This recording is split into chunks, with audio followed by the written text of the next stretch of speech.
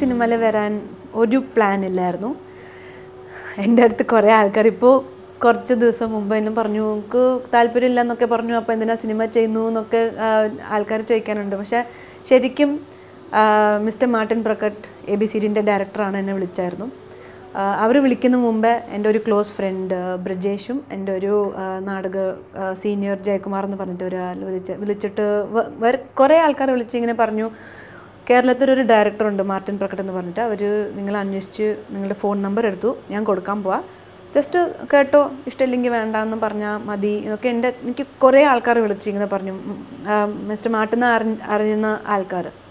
പിന്നെ mister Martin വിളിച്ചായിരുന്നു. അവർ വിളിക്കുമ്പോൾ ഞാൻ ഒരു ടെമ്പിൾ ഒരു ആശ്രമത്തിലുണ്ടായിരുന്നു, കുറച്ച് ഞാൻ എപ്പോഴും പോകുന്ന ആശ്രമം. അപ്പോൾ എൻ്റെ ഫോൺ കണ്ടപ്പോൾ ഒരു 14-15 മിസ്ഡ് കോൾ ഒറ്റ നമ്പറിൽ നിന്ന്. പിന്നെ എനിക്കൊരു പ്ലീസ് കോൾ ബാക്ക് എന്ന് പറഞ്ഞിട്ട് മെസ്സേജ് ഉണ്ടായിരുന്നു. ആരാന്ന് വെച്ചാൽ ഞാൻ തിരിച്ചു വിളിച്ചു. അപ്പോൾ അവരിങ്ങനെ പറഞ്ഞു, ഞാൻ മാർട്ടിൻ പ്രക്കട്ടാണ്, ഞാനൊരു ഡയറക്ടറാണ്, ഞാൻ നിങ്ങളുടെ സിനിമ ചെയ്യാൻ പോവാം, നമുക്കൊരു ക്യാരക്ടറുണ്ട്, നിങ്ങൾ ചെയ്യുമോ? അപ്പോൾ ഞാൻ പറഞ്ഞു, ആക്ച്വലി എനിക്ക് സിനിമയിൽ ഇൻട്രസ്റ്റ് ഒന്നും ഇല്ല, പക്ഷേ എൻ്റെ ഫ്രണ്ട്സ് വിളിച്ചായിരുന്നു. അപ്പോൾ ഞാൻ എക്സ്പ്ലെയിൻ ചെയ്യാൻ വന്നപ്പോൾ മിസ്റ്റർ മാർട്ടിൻ പറഞ്ഞു, നിങ്ങൾ ജസ്റ്റ് ഒരു പ്രാവശ്യം ഞങ്ങൾ മീറ്റ് ചെയ്തിട്ട് ഒരു കഥ ഒന്ന് കേട്ടോ, അത് കഴിഞ്ഞിട്ട് നമുക്ക് തീരുമാനിക്കാം. അപ്പോൾ ഹ്യൂമാനിറ്റി സേക്കുന്ന എന്നെ ഇത്രയും പ്രാവശ്യം ഒരു മനുഷ്യൻ വിളിച്ചു, ഇത്രയും ആൾക്കാർ ത്രൂ അത്രയും വിളിച്ചു. അപ്പോൾ ഞാൻ എറണാകുളം വന്നു, എനിക്കിവിടെ കുറച്ച് പണിയുണ്ടായിരുന്നു. അപ്പോൾ അങ്ങനെ തന്നെ മിസ്റ്റർ മാർട്ടിനെ മീറ്റ് ചെയ്യാമെന്ന് പറഞ്ഞിട്ട് മീറ്റ് ചെയ്തപ്പോൾ എനിക്ക് കഥ പറഞ്ഞു, കഥ ഇഷ്ടപ്പെട്ടു, പക്ഷെ എന്നാലും നമുക്കിതിലുള്ള ഇൻട്രസ്റ്റ് ഇല്ലായിരുന്നു. അപ്പോൾ എങ്ങനെ പറയാ, ഒരു കഥ പറയുമ്പോൾ തന്നെ സാർ കഥ പറയണ്ട, എനിക്ക് ആക്ച്വലി നിങ്ങൾ ഇത്രയും പ്രാവശ്യം വിളിച്ചു, ആ മര്യാദത്തിന് വേണ്ടി മാത്രം ഞാൻ എനിക്ക് ഇൻട്രസ്റ്റ് ഇല്ല എന്ന് പറയാനാണ് വന്നത്, പിന്നെ പറയാൻ വിട്ടില്ല ഒരിക്കലും. അപ്പോൾ ഞാൻ പറഞ്ഞു, ആക്ച്വലി സാർ നമുക്ക് ഒരു പ്രാവശ്യം നോക്കാം, നമുക്ക് ചെയ്തിട്ട് നോക്കാം, ഒരു പ്രാവശ്യം നമുക്ക് നോ എന്ന് പറയാൻ എന്ന് വിട്ടില്ല. അപ്പോൾ ചെയ്തു. വീട്ടിൽ എല്ലാവരും പറഞ്ഞു, ചുമ്മാ ചെയ്തോ, ഇത്രയും വർഷമായിട്ട് തിയേറ്റർ ചെയ്യുന്നുണ്ട്, ചെയ്തു നോക്ക്, നിങ്ങൾക്ക് ഇഷ്ടമാണെങ്കിൽ ചെയ്തോ എന്ന് പറഞ്ഞിട്ട് അങ്ങനെയാണ് ഇറങ്ങി. പിന്നെ ഇത് കഴിഞ്ഞിട്ട് ഇൻഫാക്റ്റ് ABCD ഷൂട്ട് കഴിഞ്ഞിട്ട് റിലീസിന് മുമ്പ് തന്നെ കുറേ ആൾക്കാർ വിളിച്ച് ചോദിച്ചായിരുന്നു വേറെ സിനിമ ചെയ്യാൻ. പക്ഷേ എനിക്ക് തന്നെ ഞാൻ സ്ക്രീനിൽ എങ്ങനെയുണ്ടെന്ന് കാണാതെ ചെയ്യാനുള്ള ധൈര്യം ഇല്ലായിരുന്നു, കോൺഫിഡൻസ് ഇല്ലായിരുന്നു. പിന്നെ വന്നിട്ട് നല്ല റെസ്പോൺസായി, ആൾക്കാരിന് ഇഷ്ടപ്പെട്ടു. എനിക്ക് ഞാൻ മാർട്ടിൻ സാർ പഠിപ്പിച്ചു കൊടുത്ത കുറേ തിങ്സൊക്കെ എനിക്ക് വളരെ ഇഷ്ടപ്പെട്ടു. പിന്നെയാണ് ജിസ്മോൻ സാർ വിളിച്ചു, അപ്പോൾ ഓക്കെ പറഞ്ഞ് ചെയ്തു. അത് ഞാൻ മാത്രമല്ലല്ലോ, കുറേ ആൾക്കാരുണ്ട് അങ്ങനെ, ആസ് ഇൻ ബോയ്സും ഉണ്ട് ഗേൾസും ഉണ്ട്, റെഗുലർലി ചെയ്യാൻ ഇല്ലാത്ത ക്യാരക്ടേഴ്സ് ഇങ്ങനെ. ഐ തിങ്ക് അതിൻ്റെ credit goes to Kerala audience, ഒരിക്കലും ആക്ടറിൻ്റെ അല്ല, ഇൻഡസ്ട്രീൻ്റെ അല്ല, വരും ഓഡിയൻസ്. ആൾക്കാർ പറയുന്നു ഫാൻസ് അല്ല, അത് പറയുന്നത് തെറ്റാണ്, അവർക്ക് നമ്മളെ ഇഷ്ടമാണ്, അത് നമ്മുടെ ഭാഗ്യം. പക്ഷേ കേരള ഓഡിയൻസിന് അതൊരു അക്സെപ്റ്റൻസ് ഉണ്ട്, വേറെ ഒരു സ്റ്റേറ്റിൽ ഈ അക്സെപ്റ്റൻസ് ഇല്ല. ഞാൻ ഇങ്ങനെയുള്ള ഒരാൾ ബോളിവുഡ് പോകാൻ പറ്റും, പക്ഷേ എനിക്ക് ഇവിടെ കിട്ടുന്ന ആക്ടിങ് ഓപ്പർച്യൂണിറ്റീസ്, ആക്ടിങ് ക്യാരക്ടേഴ്സ് കിട്ടുമോ? ഉറപ്പായിട്ട് കിട്ടത്തില്ല. ബിക്കോസ് അവിടെ ഇങ്ങനെ ആയിരിക്കണം, അങ്ങനെ ആയിരിക്കണം, ഇങ്ങനെ ആയിരിക്കണം. മലയാളത്തെ സിനിമയിൽ ഉണ്ടായിരുന്നു, മുടി വേണം, മല്ലിപ്പൂ വേണം, പാവാട ഇത് വേണം, എല്ലാം വേണം, സെറ്റ് മുണ്ട് വേണം, എല്ലാം ഉണ്ടായിരുന്നു. പക്ഷേ എന്നാലും ഇതൊക്കെ ഇന്നും ഉണ്ട്. ഇതൊക്കെ ഉള്ള സ്ഥിതിക്കും തന്നെ Malayalam cinema is open to people who can perform. അപ്പോൾ അത് ഭാഗ്യമല്ലേ, നമുക്കൊക്കെ അല്ലേ ഭാഗ്യമാണ്. ഇതുവരെ ഞാൻ ചെയ്ത സിനിമയിൽ തന്നെ എല്ലാം നായകന്മാരാണ് ഫോർ റണ്ണർ, അത് അവരുടെ ചുറ്റിയാണ് സ്റ്റോറി. പക്ഷേ കുറച്ച് സിനിമയിൽ ഹീറോയിന് പുറത്തെടുത്താലേ അത് വേറെ ആരെങ്കിലും അവിടെ വെച്ചാൽ അത് വർക്കാവും. പക്ഷേ ഇപ്പോൾ ഉള്ള ലാസ്റ്റ് 2-3 ഇയേഴ്സ് വരുന്ന സിനിമയിലൊക്കെ ഹീറോ പ്രോമിനൻസ് ഉള്ള സിനിമയിൽ ഒരു നായിക ഒക്കെ ഒരു ക്യാരക്ടറായി മാറുന്നു.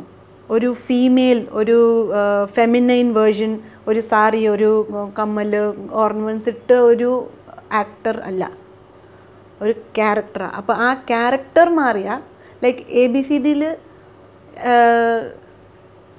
മധുമിത പുറത്തെടുത്താൽ പിന്നെ ചില ആ സ്റ്റോറീൻ്റെ ചില തിങ്സ് വർക്ക് ആവത്തില്ല. സിമിലർലി ഹാപ്പി ജേർണിയിൽ സിയ പുറത്തെടുത്ത ഒരു സർക്കിൾ ക്രിയേറ്റ് ചെയ്യത്തില്ല. അപ്പോൾ അത് Malayalam cinema is allowing that. അതിൻ്റെ ഒരു സ്പേസ് ഉണ്ട്. വേറെ ഏത് സിനിമയിൽ അത് ഉണ്ടോ, ആ സ്പേസ് ഉണ്ടോ എന്ന് ഞാൻ അത്രയും വേറെ ഭാഷേൻ്റെ സിനിമ കാണാറില്ല. പക്ഷേ അതിൻ്റെ സ്പേസ് ഇല്ല എന്ന് എനിക്ക് തോന്നുന്നു. പക്ഷേ ബിക്കോസ് ഏത് മാഗസീൻ കണ്ടിട്ട് ഏത് അവരുടെ ആ സ്റ്റേറ്റുള്ള ആക്ടേഴ്സും ആക്ട്രസസ് ഉണ്ടല്ലോ, അപ്പോൾ അവരുടെ ജനറലി പോർട്ട്ഫോളിയോ ഒക്കെ കാണുമ്പോൾ അവർ കാണിക്കുന്നത് അതാണ് ഏറ്റവും അവർ പ്ലേ ചെയ്യുന്ന ഹീറോയിൻ റോൾസ്. പക്ഷെ നമുക്കങ്ങനെ ഇല്ല എന്നൊരു വളരെ ഒരു ഓപ്പൺ അറ്റ്മോസ്ഫിയർ അല്ലേ. അപ്പോൾ ഓപ്പൺ അറ്റ്മോസ്ഫിയർ വരുമ്പോൾ നമുക്ക് പെർഫോമൻസിലാണ് കൂടുതൽ ഇമ്പോർട്ടൻസ് ഉള്ള, ലുക്സ് അല്ല. എൻ്റെ അഭിപ്രായത്തിൽ ഞാൻ വളരെ ഒരു ആവറേജ് ലുക്കിംഗ് പേഴ്സൺ ആണ്. യെസ്, ഞാൻ ഡിഫറെൻ്റ് ആണ്, അത് ഉറപ്പായിട്ട്. That everybody nose. കാതിൽ ഇത്രയും കമ്മലുണ്ടോ, ഇതൊക്കെ ഉണ്ട്. പക്ഷേ എനിക്ക് പെർഫോം ചെയ്യുന്ന സ്പേസ് കൊടുത്തിട്ടുണ്ട് Malayalam cinema. So then I think that's dam good. ഉറപ്പായി ഞാൻ മലയാളി തന്നെ. പക്ഷേ ഞാൻ ജനിച്ചത് വളർന്നതൊക്കെ എല്ലാം മദ്രാസിലാണ്. ഞാൻ പഠിച്ചത് ചിന്മയ വിദ്യാലയ ഒരു സ്കൂളിലാണ്, എത്രാജ് കോളേജിലാണ്, മദ്രാസ് യൂണിവേഴ്സിറ്റിയിലായിരുന്നു. എല്ലാം ഇംഗ്ലീഷ് മീഡിയം ആയിരുന്നു. തമിഴിൻ്റെ പോലെ ഒരു ബന്ധമില്ലായിരുന്നു. ഞാൻ കോളേജ് കഴിഞ്ഞിട്ട് കൂത്തുപട്രി ജോയിൻ ചെയ്യുമ്പോൾ തന്നെ എനിക്ക് തമിഴ് പറയാൻ വന്നു, ഒക്കെ അപ്പം തന്നെ വന്നു. അപ്പോൾ എൻ്റെ അമ്മമ്മ അപ്പൂപ്പ, എൻ്റെ അച്ഛൻ്റെ അമ്മ അപ്പ ട്രിവാൻഡ്രത്തിലായിരുന്നു. അപ്പോൾ എൻ്റെ മലയാളത്തിൻ്റെ ബന്ധം വർഷത്തിൽ 2 ആഴ്ച. മാങ്ങ, തേങ്ങ, ചക്ക, അത്രയേ ഉള്ളൂ. ഞാൻ ചെറുപ്പത്തിൽ തന്നെ തിയേറ്ററിലേക്ക് സ്റ്റാർട്ട് ചെയ്തു. സ്കൂളിൽ ചെറിയ ഡ്രാമാസ്. പിന്നെ 9th കയറുമ്പോൾ എൻ്റെ ആദ്യത്തെ പബ്ലിക് പെർഫോമൻസ് ചെയ്തു. പബ്ലിക് പെർഫോമൻസ് ചെയ്തിട്ട് പിന്നെ അതൊരു അഡിക്ഷനായിപ്പോയി. ഇഷ്ടപ്പെട്ടു, സ്റ്റേജ് ഇഷ്ടപ്പെട്ടു, അതിൻ്റെ പ്രോസസ്സ് ഇഷ്ടപ്പെട്ടു, അതിൻ്റെ ലേണിംഗ് ഇഷ്ടപ്പെട്ടു. ഞാൻ എൻ്റെ ഫ്രണ്ട്സിൻ്റെ കൂടെ മാത്രം ഞാനൊരു എക്സ്ട്രോവേർട്ടാണ്.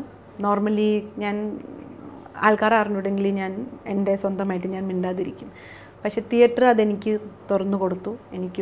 ഞാൻ വേറെ ഒരു പേഴ്സണിലേക്ക് എൻ്റെ ഉള്ളിൽ കുറേ ഉണ്ട്, കുറേ നോട്ട് ടാലൻറ്റ് ബട്ട് പോസിബിലിറ്റീസ് ഉണ്ട്. നമുക്ക് CA ചെയ്യുന്ന ഒരാവശ്യം മാത്രമില്ല, അല്ലെങ്കിൽ ഡോക്ടർ ആവണം മാത്രം.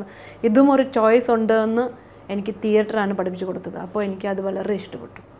സോ അതിൻ്റെ ഉള്ളിൽ പോയിട്ട് എനിക്ക് തിരിഞ്ഞു വരാനുള്ള റീസൺ ഇല്ലായിരുന്നു. എനിക്ക് വളരെ ഇഷ്ടപ്പെട്ടു പ്രോസസ്സ്. ബേസിക്കലി അതാണ് എനിക്ക് ഐ തിങ്ക് ഗ്രൂപ്പായിട്ട് വർക്ക് ചെയ്യുമ്പോൾ ഏറ്റവും ഇഷ്ടപ്പെടുന്ന അതാണ്. ബിക്കോസ് തിയേറ്റർ അതാണ് കൊടുക്കുന്നത്, ഒരു ഗ്രൂപ്പിൻ്റെ എനർജി, ഒരു യൂണിറ്റി കൊടുക്കുന്നത്.